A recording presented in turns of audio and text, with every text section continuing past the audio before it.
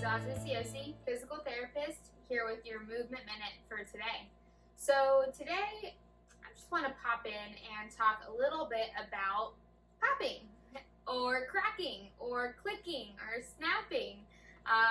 All of the fun noises that our body likes to make sometimes.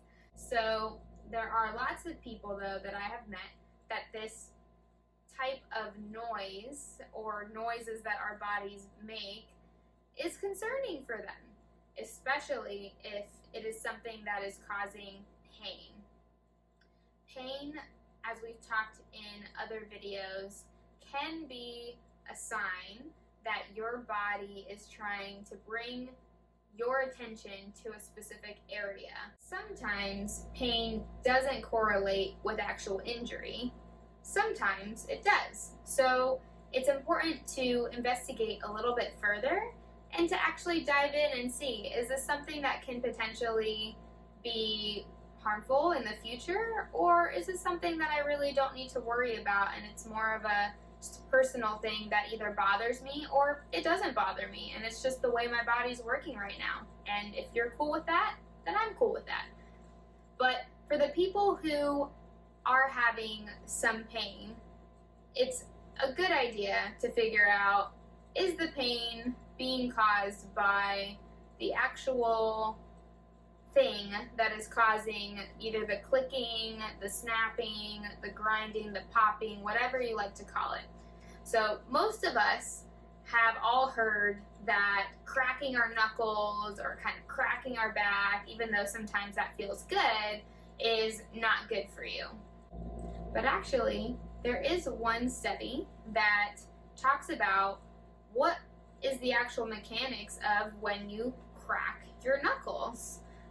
And so for a long time, we thought about that cracking noise being more of like gas that is being released from the joint. And oftentimes, once you crack something pretty good, you have to wait a little while before you're able to get it to crack again. So what some research has found more recently is that it's not actually gas leaving the joint, but it's actually the point where the two joint surfaces kind of separate. And after a while, they kind of come back to where they started. That separation is what makes that kind of popping noise, and it's basically the popping of like the suction within the joint itself. So all of our joints have lubrication in them, which help them slide and glide. And when those surfaces are basically pulled apart enough, then they kind of give you that popping noise. And so that is what the most recent research has shown is the action of kind of cracking your knuckles or kind of cracking your back. And so it's not something that is going to lead to arthritis or to long-term damages, especially if it's not anything that is painful to you. Now, when we are talking about pain, that can be a little bit of a different story. And if you feel that the cracking or the popping is not so much that, but more of like a snapping, it's a little bit of a deeper type sound, sometimes that can be your tendons kind of snapping over a bony area.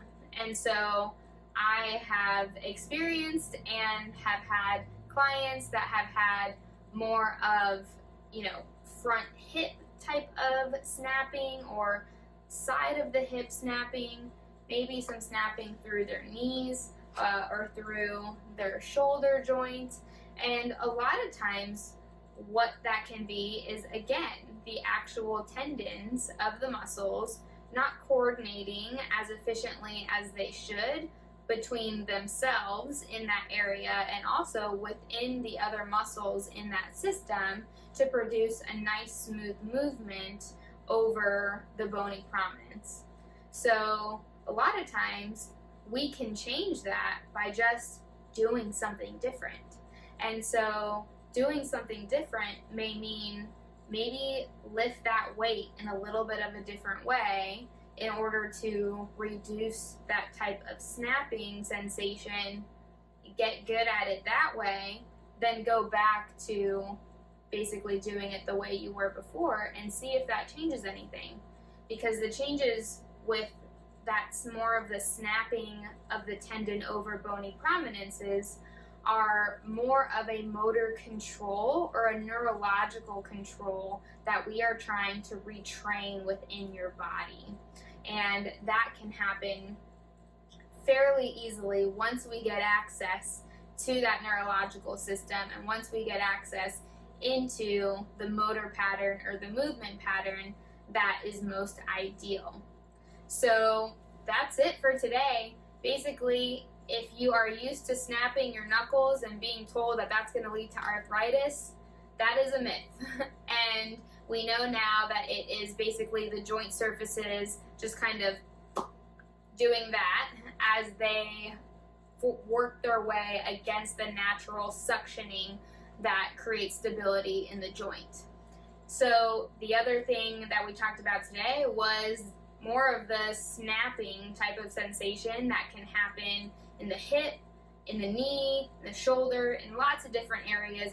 Basically anywhere where a tendon is rubbing close to a bone, and most of the time that is basically just a motor control or movement pattern that needs to be retrained in a way where the muscles are coordinating in a more effective and efficient way. How do we do that? We do something different. We make our brain and our neurological system fire those muscles in a way where you're not getting that type of snapping, and then you go back to how it is that you would want to do the movement and see how that changes your movement. If you need help with something like this, please feel free to reach out to me. I love playing with people's movement patterns and seeing what ways we can empower you to get the results and the movement patterns that it is that you want. So that was your movement minute for today. Reach out, let me know. Have a great day.